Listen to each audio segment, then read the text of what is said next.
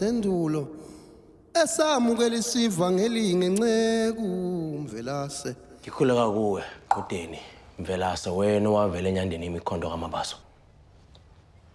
Baba okwenziwe uMamzobe akusiphethe kahle siwumndeni. Kodwa mina lento ayingikhathaze.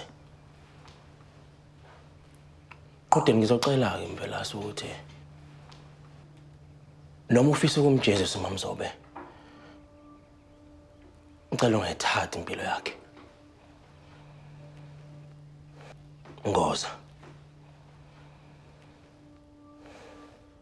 Hazi Mvelase. Kuyangimangaza ukuzwa uthandaza ngalendlela othandaza ngayo unxusa umthembu kuba angambulali lo mfazi. Hayi uyangimangaza ngempela. Uyabona le mfazi ufanele noma ngabe yini impi noma yini isihluku engamehlela. Uyasho umkhuleko encwadini engcwele. Uthi usithethelele amacala ethu njengoba nathi sibathethelela abasonayo thina. Noma Mzobe. Emva kwayo yonke lemgilingwana asigile yona. uMamzobe nje uphethwe idemon lakhe. Asingakhohlwa malume ukuthi uMamzobe uyena owakhulisa ungama. Kunzima kunjalo kumele sizame nje ekugcineni ukuthi simxolele. Angengixolele uMamzobe mina. Hayi. Yitha majudia, izilwane zezulu ezakhethwa izulu zakhanya. Siye sathi masihlanganisa amakhanda sanqumza sase sesinquma ukuthi ibandla aliyamukela indaba kaMamzobe. Oh, Yeah. kahleni bo. Ngishiye yonke into ebengiyenza. Kwathiwa mangiphuthume la. Kanti nidingida uMamzobe. Angifisi futhi sikekelezele umngakho engathi uyena oyindikimba nomongo walendaba.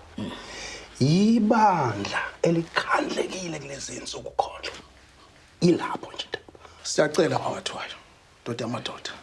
Ucela uMamzobe akwenza ibe ibamba.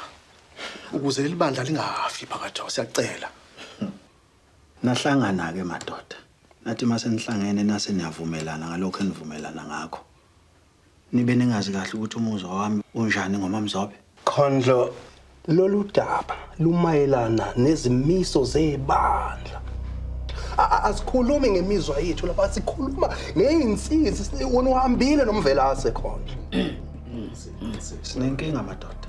Sizoba nenkinga. Ayikho into engisayimisele ukuyihlanganisa ngayo noMamzobe mina. Awu. Yo. Impela kunjalo. Awu, phakathi siyacela phakathi. Lingafi ibandla. Sethembele kuwena. Wena ungasusinisela libandla. Khondlo wedwa ogcotshelwe lento. Uhambile nenceku yenkosi uMvelase.